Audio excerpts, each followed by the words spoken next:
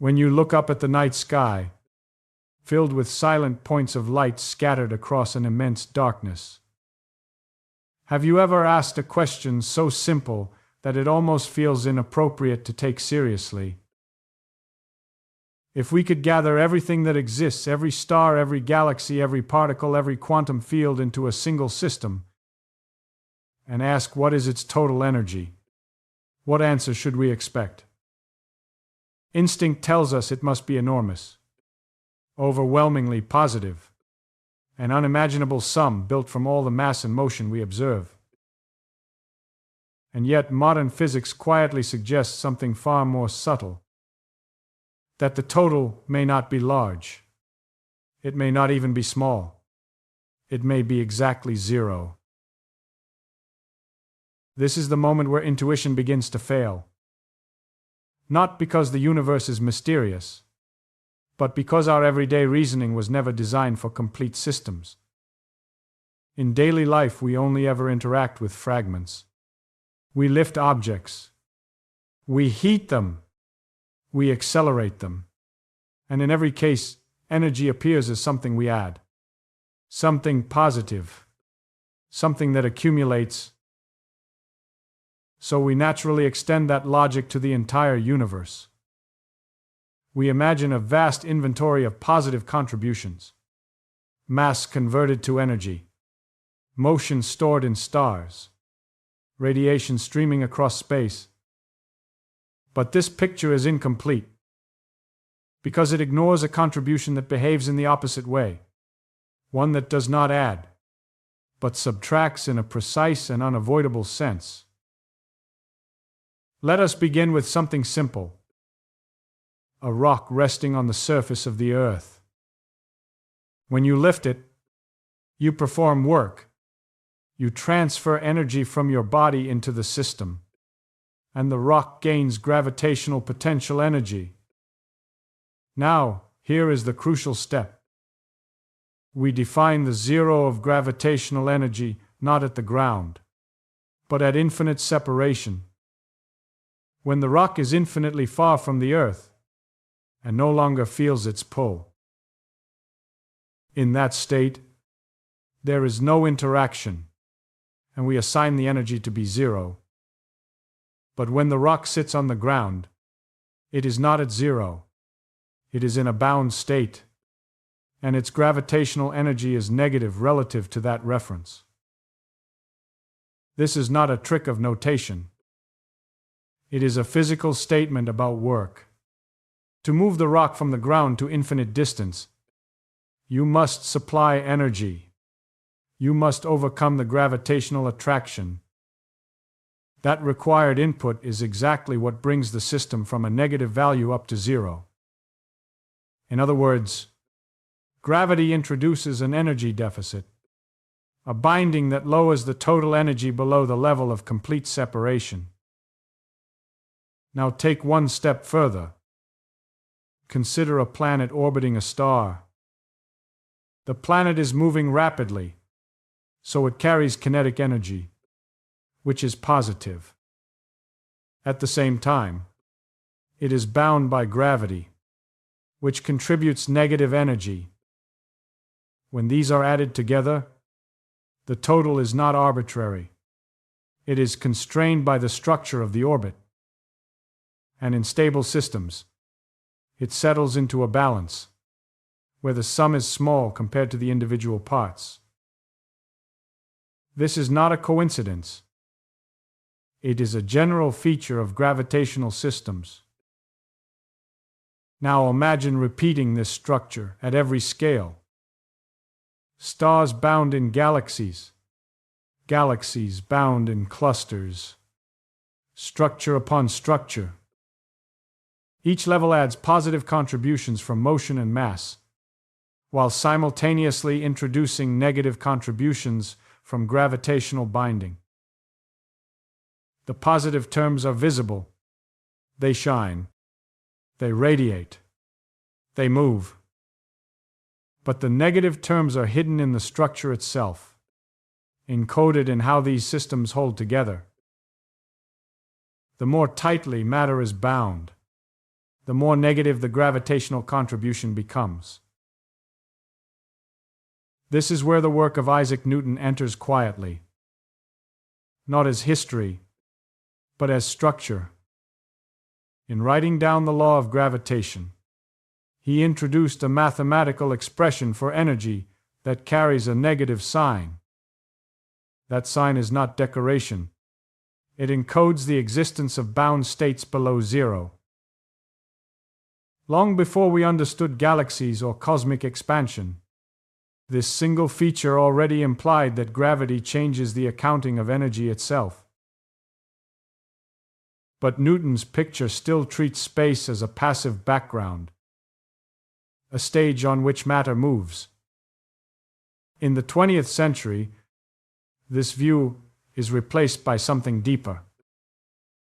In the theory of Albert Einstein, where gravity is no longer a force in space, but a manifestation of space-time curvature. Now energy is not just carried by objects. It is woven into the geometry of the universe itself. The distinction between positive and negative contributions becomes part of space-time structure. So at the end of this first step, we have not proven that the universe sums to zero, but we have removed the assumption that it must be positive. We have seen that even the simplest systems contain both positive and negative contributions, and that these are not optional. They are required by the laws of physics. The idea that the entire universe could balance in the same way is no longer absurd. It is a natural question. In the next step, we will build the concept of energy with precision, define it carefully, and then return to the question. Not as intuition, but as physics.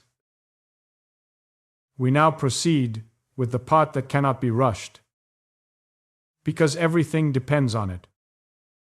If we are going to seriously ask whether the universe can sum to zero, we must first understand exactly what physicists mean by energy.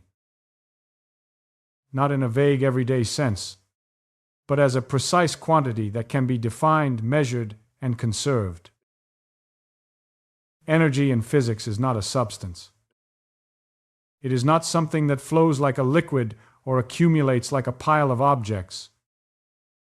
It is a number assigned to a system, a quantity that remains constant under well-defined conditions. When we say energy is conserved, we do not mean it is stored somewhere physically visible. We mean that when we carefully account for all contributions, the total does not change with time. This idea is so fundamental that it survives every major revolution in physics. From classical mechanics to relativity to quantum theory. Now, let us begin with the most familiar form: kinetic energy. The energy of motion. If an object moves with speed, it carries energy proportional to the square of that speed. This energy is always positive. It increases as motion increases. Then we add another form: potential energy, which depends not on motion, but on configuration. How objects are arranged relative to one another. Here is where gravity enters in a way that changes everything. In most everyday situations, we choose a convenient reference point for potential energy. For example, setting it to zero at the ground. But in gravitational physics, there is a more natural choice. We define zero energy when objects are infinitely far apart, completely separated. No interaction, no binding. This choice is not arbitrary.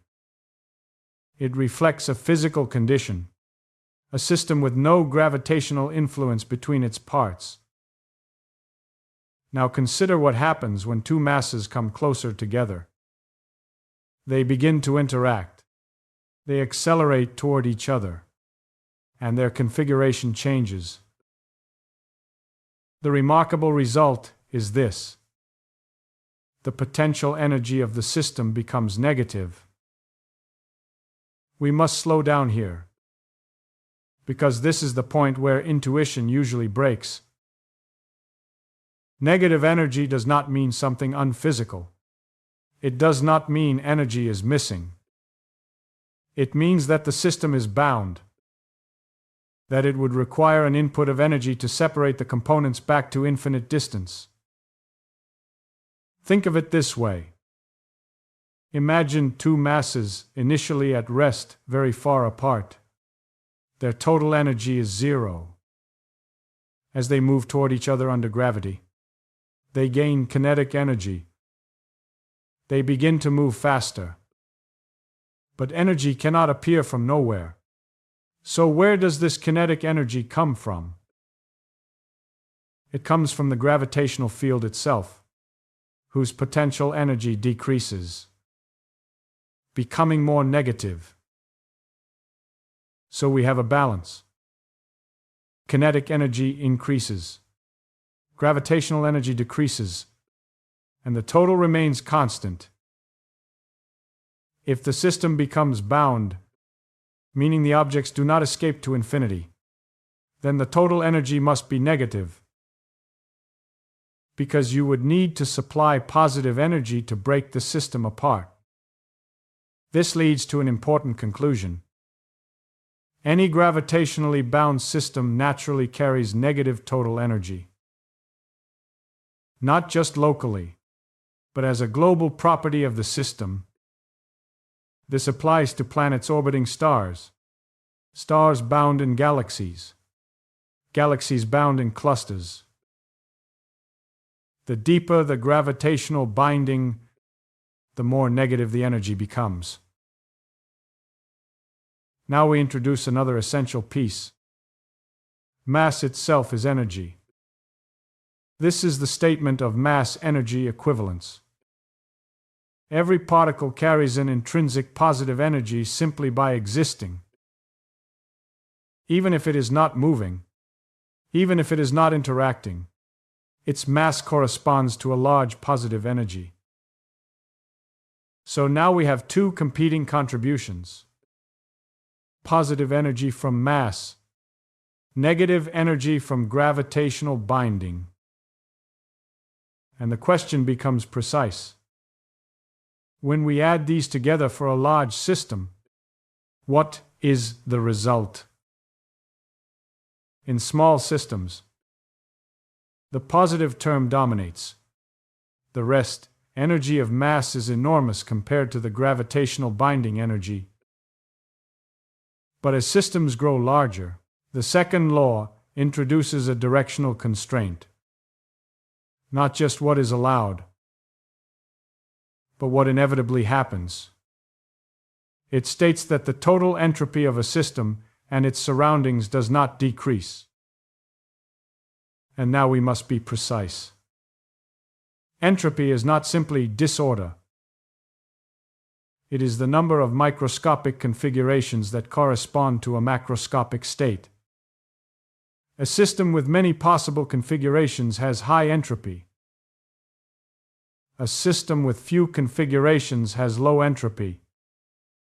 And because there are overwhelmingly more high entropy configurations, systems naturally evolve in that direction.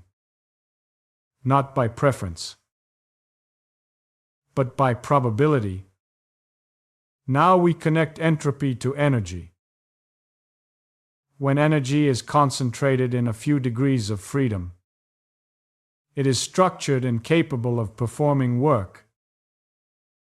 But when it spreads across many particles and many directions, it becomes dispersed and loses its capacity for organized action. This is the essential mechanism behind inefficiency. Not the loss of energy, but the transformation of energy into higher entropy forms. This transformation is unavoidable, because every interaction, every collision, Every transfer of energy introduces countless microscopic pathways through which energy can spread. And the overwhelming majority of those pathways lead to more dispersed configurations. This is why no process can convert all input energy into useful work. Because doing so would require preventing entropy from increasing. And that would contradict the statistical behavior of matter at the microscopic level. Now we must clarify the role of heat. Because heat is not simply energy. It is energy distributed across many microscopic degrees of freedom. Random motion, vibrations, and collisions. Once energy takes this form, it becomes extremely difficult to reconcentrate into a usable structure. And this is why heat appears as loss. Not because the energy disappears, but because it is no longer accessible for performing work. We can now refine efficiency one final time. It is the fraction of energy that remains in low entropy. Structured forms capable of doing work. And the second law guarantees that this fraction can never reach 1. Now apply this to your body. Every movement, every neural signal, every chemical reaction involves energy transformation. And in each case, some portion of energy becomes heat. This is not accidental. It is required. Because biological processes are not perfectly reversible. They involve fluctuations, diffusion, and probabilistic interactions, all of which increase entropy. Even at rest, your body continuously dissipates energy as heat, maintaining structure, sustaining gradients, and preserving internal organization. And every one of these processes carries an unavoidable cost. This leads to a deeper realization. Inefficiency is not occasional. It is continuous. It is embedded in every physical interaction, every transformation, every moment your body exists. So we return to the central question. Why is perfect efficiency impossible? Because achieving it would require a system in which energy never disperses, never becomes heat, never spreads into higher entropy configurations. And such a system would require complete control over every microscopic degree of freedom. Something that is not just technologically unattainable, but fundamentally incompatible with the probabilistic structure of reality itself. At this point, we have established the principle, but not yet the full structure, because we have described entropy and energy qualitatively. But we have not yet examined the precise limit that no system can exceed. To reach that level, we must go deeper into the mathematical framework that connects temperature, energy, and entropy into a single constraint. And that is where we go next. Now we go one level deeper. Because up to this point we have described the constraint qualitatively. We have said that energy becomes less useful, that entropy increases, that efficiency cannot reach 1. But physics does not stop at description. It demands a structure that can be followed step by step. A structure that tells us not only that a limit exists, but exactly where that limit comes from, and how it emerges from the microscopic behavior of matter itself. To begin, we must return to the simplest system that exposes this limit clearly. A system that transforms heat into work. Because this is where the boundary of efficiency first becomes visible. Imagine a system placed between two environments, one at a higher temperature and one at a lower temperature. Energy naturally flows from hot to cold. This is not an assumption. It is a statistical inevitability. Because the higher temperature system corresponds to a greater average energy per microscopic degree of freedom. And when the two interact, the distribution tends to equalize. Now suppose we attempt to extract work from this flow. We allow energy to move from the hot region to the cold one. And in the process, we convert part of that energy into organized motion. This is the essence of a heat engine. But here is the crucial point. Not all of the energy flowing from hot to cold can be converted into work. Some of it must continue into the cold reservoir, because without that transfer, the process itself would not occur. This is the first appearance of a quantitative constraint. The efficiency of such a system depends on the temperatures of the two reservoirs, not on the details of the mechanism, not on how well it is engineered, but on the difference between these temperatures.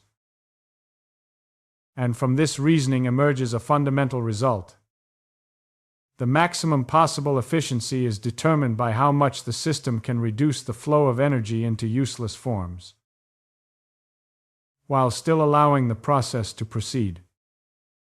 But we must go deeper, because temperature itself is not a fundamental quantity. It is a macroscopic description of microscopic motion. It tells us about the average energy of particles, but not the full structure of their distribution. And to understand the limit on efficiency, we must look directly at how energy is distributed across microstates. Consider a system at the microscopic level. Every particle has a position. Every particle has a velocity. And the complete specification of all these variables defines a microstate. Now group together many microstates that appear identical at large scales, and we obtain a macrostate characterized by quantities like temperature and pressure.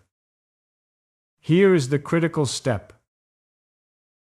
The entropy of a macrostate is related to the number of microstates that correspond to it.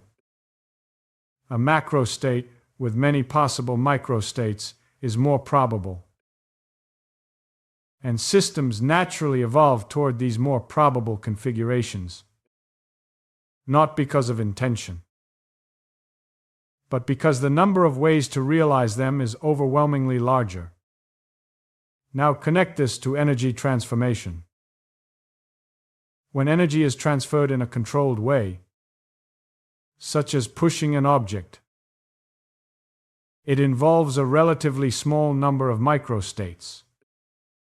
The motion is organized, constrained, and directed. But when energy disperses as heat, it spreads across an enormous number of microstates. Random motions, collisions, vibrations. And this state is vastly more probable. This is the origin of the second law in its most precise form. Systems evolve toward macrostates that correspond to a greater number of microstates, and this evolution manifests as an increase in entropy. Now we can see the limit on efficiency clearly. To achieve perfect efficiency, every unit of energy transferred would need to remain in a small set of highly organized microstates. None of it could spread into the vastly larger set of disordered configurations. But this would require suppressing the statistical tendency of the system. It would require forcing the system to remain in an extremely unlikely configuration at every step of the process. And here the contradiction appears. Because maintaining such a configuration would itself require work. It would require controlling microscopic degrees of freedom with absolute precision.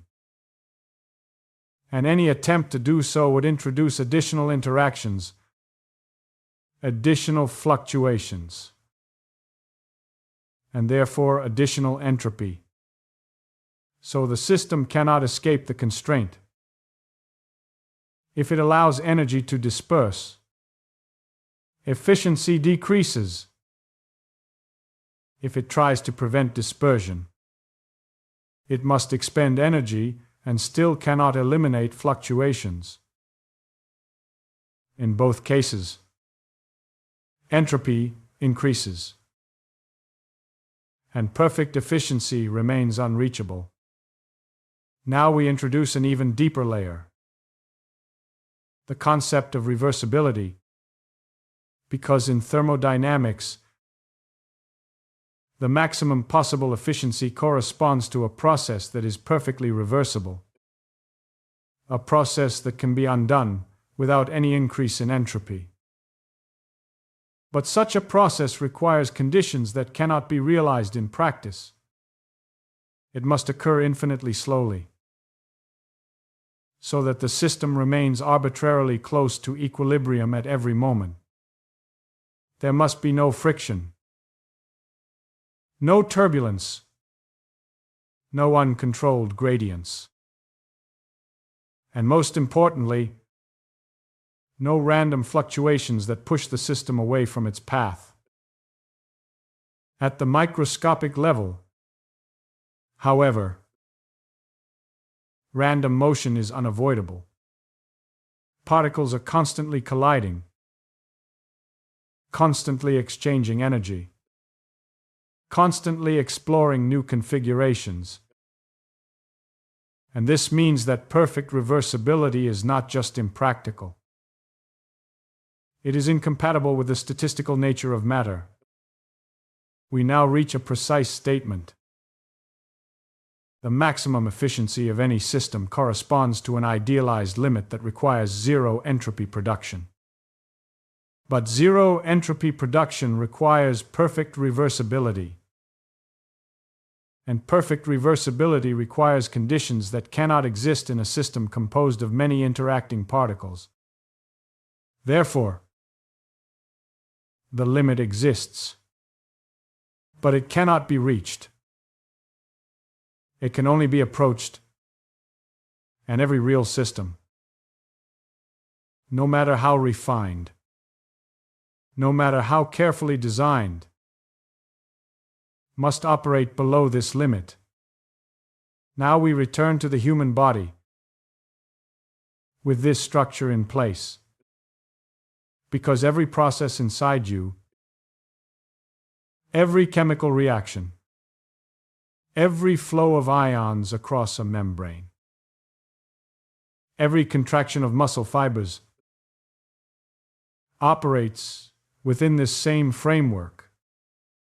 At the microscopic level, these processes involve vast numbers of molecules interacting, exchanging energy, and constantly generating fluctuations. And this means that even if the body were optimized to an extraordinary degree, it could never eliminate entropy production. It could never achieve perfect reversibility. And therefore, it could never reach perfect efficiency. But we must be careful with the conclusion, because the impossibility of perfect efficiency is not a weakness. It is a consequence of the same statistical behavior that allows complex systems to exist at all. Without this behavior, there would be no gradients, no flows, no processes to extract work from. And this leads us to the next step. Because now that we understand the mathematical origin of the limit, we must ask how real systems, especially living systems, operate within it. How they manage energy flow. How they balance efficiency with function. And why the body in particular does not attempt to approach the limit as closely as possible. Now we return to the human body. But we no longer see it as a collection of organs, or as a biological system in the ordinary sense. We now see it as a thermodynamic system, a system that must continuously process energy, exchange matter with its surroundings, and most importantly, remain far from equilibrium. Because equilibrium, as we now understand, is not a state of balance for a living system. It is the end of all structured activity. It is the point at which gradients vanish, flows stop, and no useful work can be extracted. So the first principle we must establish is simple. Your body survives by resisting equilibrium. It maintains differences.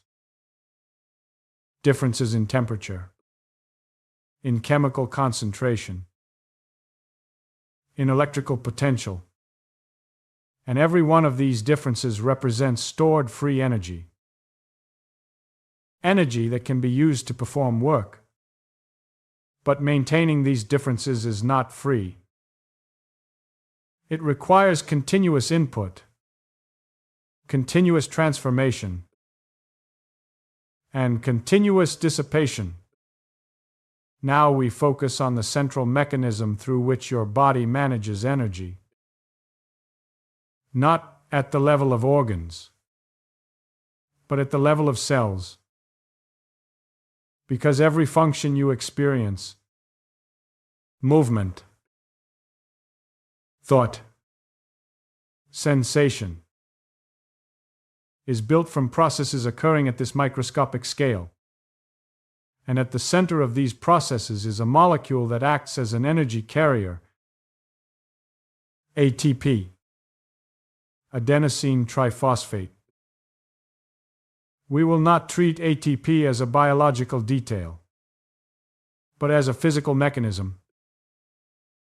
Because every time your body performs work, it is effectively converting chemical potential energy stored in ATP into other forms. Mechanical motion, electrical signaling, and inevitably, heat. Suggests that the total energy density of the universe is extremely close to the critical value. Now we must interpret this carefully. Flatness does not automatically prove that the total energy is exactly zero, because in general relativity, global energy is subtle. But it strongly supports the idea that the positive contributions from matter and radiation are balanced by negative contributions associated with gravity and space-time curvature. At this point, we introduce a concept that has become central to modern cosmology.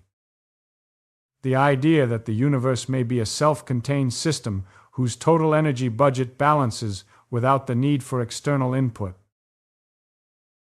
This idea is often associated with the work of Alan Guth and the theory of cosmic inflation. Inflation proposes that in the earliest moments after the Big Bang, the universe underwent a phase of extremely rapid expansion, driven by a form of energy associated with a scalar field. During this process, space itself expanded exponentially, and quantum fluctuations were stretched to cosmic scales, seeding the structure we observe today. But here is the subtle point. Inflation does not simply stretch existing matter. It allows for the effective creation of energy in the form of matter and radiation. This seems to violate conservation laws. Until we remember the full accounting, every increase in positive energy can be accompanied by a corresponding increase in negative gravitational energy. So the total remains balanced. Not because nothing changes, but because positive and negative contributions grow together. The universe can expand, create structure, generate complexity, while maintaining a global balance that does not require net energy input. This leads to one of the most striking ideas in modern physics, sometimes described informally as the universe being a free lunch. Not in the sense that it violates physical laws, but in the sense that the laws themselves permit a universe whose total energy is zero. Now we must be precise again. This does not mean the universe emerged from literal nothing in a naive sense. It means that within the framework of quantum fields and curved space-time, the boundary between something and nothing becomes subtle, because the vacuum itself is not empty. It is a dynamical system capable of fluctuations and structure. So, when we say the universe may sum to zero, we are not dismissing its existence. We are describing the balance of its components. Positive energy stored in matter, radiation, and fields, balanced by negative energy associated with gravity and geometry. At this stage, the picture becomes coherent. The mathematics allows the balance. The structure of gravitational systems supports it, and the observed geometry of the universe is consistent with it. But coherence is not certainty, and this is where intellectual honesty becomes essential. The concept of total energy in general relativity remains subtle, and different definitions can lead to different interpretations. Moreover, components such as dark energy complicate the picture further.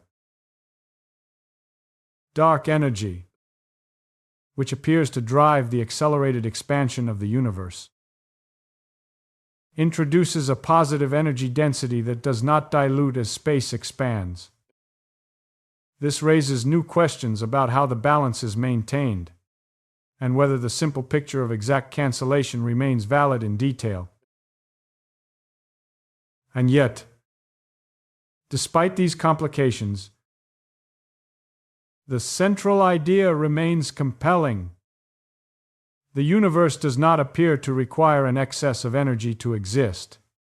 It may be structured in such a way that its total is balanced at the deepest level. So we arrive at a remarkable position. We began with an intuition that everything must add up to something large. We followed the logic of physics through gravity, relativity, and cosmology, and we arrived at the possibility that the total may instead be zero. Not because the universe is empty, but because it is balanced.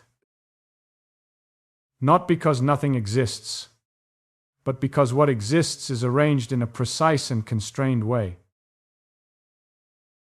And now, having traced this idea from simple systems to the structure of the cosmos itself, we are ready to return to the most difficult question of all. If the universe truly balances to zero, what does that mean for the reality we experience?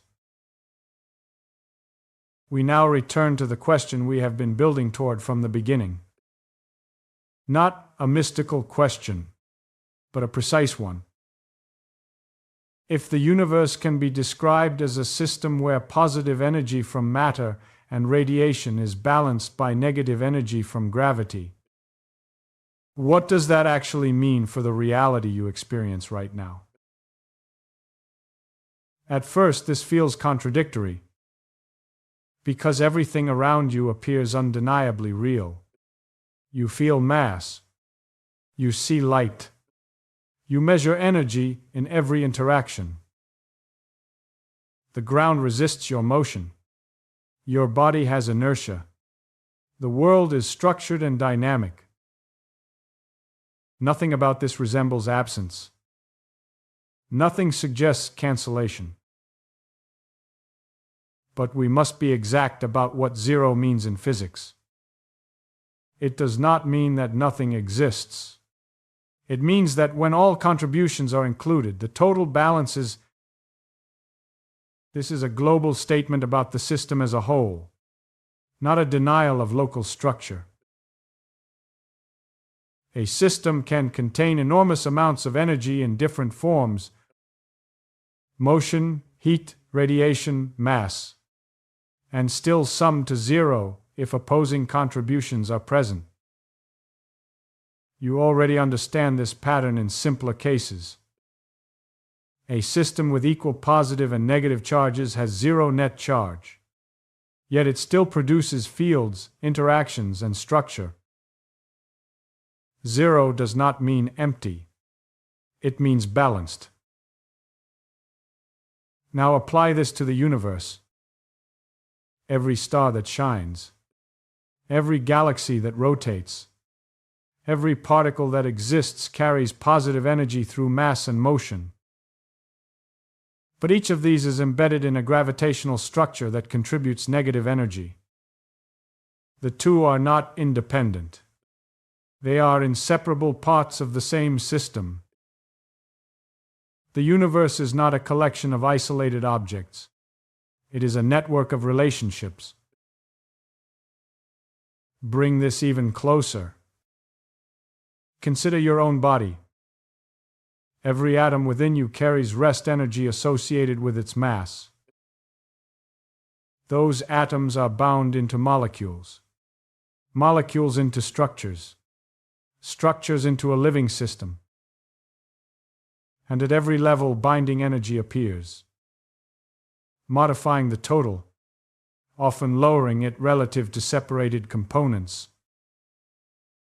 The energy of the system is not simply the sum of its parts.